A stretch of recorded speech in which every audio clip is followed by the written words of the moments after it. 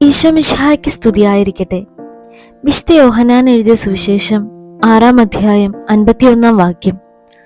സ്വർഗത്തിൽ നിറങ്ങിയ ജീവനുള്ള അപ്പം ഞാനാണ്. ആരെങ്കിലും ഈ അപ്പത്തിൽ നിന്ന് ഭക്ഷിച്ചാൽ അവൻ എന്നേക്കും ജീവിക്കും.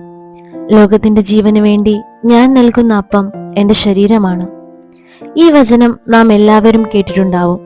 പരിശുദ്ധ കുർബാനയിൽ നമ്മൾ നിത്യവും സ്വീകരിക്കുന്നത് ഈശോയെ തന്നെയാണ്.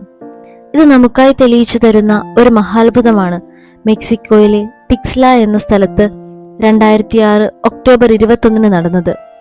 വിശുദ്ധ മാർട്ടിന്റെ നാമധേയത്തിലുള്ള ടിക്സ്ലയിലെ പള്ളിയിൽ ദിവ്യബലി നടക്കുകയായിരുന്നു. ദിവ്യബലി മധ്യേ വിശുദ്ധ കുർബാന നൽകിക്കൊണ്ടിരുന്ന കന്യാസ്ത്രീ ഇടവകയിലെ ഒരു സ്ത്രീക്ക് വിശുദ്ധ കുർബാന കൊടുക്കുന്ന സമയത്ത് കന്യാസ്ത്രീയുടെ കയ്യിലെ തിരുവോസ്തി ചുവന്ന മാംസമായി മാറി.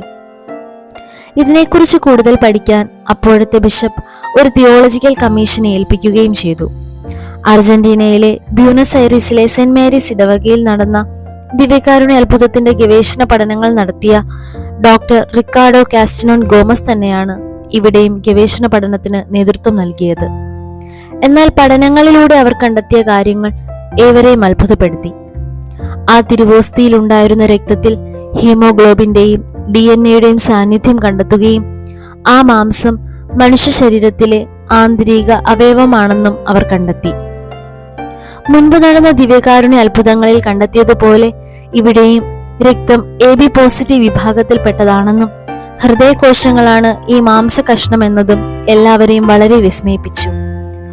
നമുക്കായി നിരന്തരം മുറിയപ്പെടുന്ന ഈശോയുടെ ആ പരിശുദ്ധ സ്നേഹത്തെ നമുക്ക് വിശ്വാസത്തോടും ഒരുക്കത്തോടും ഭക്തിയോടും സ്വീകരിക്കാം. ദൈവം നമ്മെ അനുഗ്രഹിക്കട്ടെ.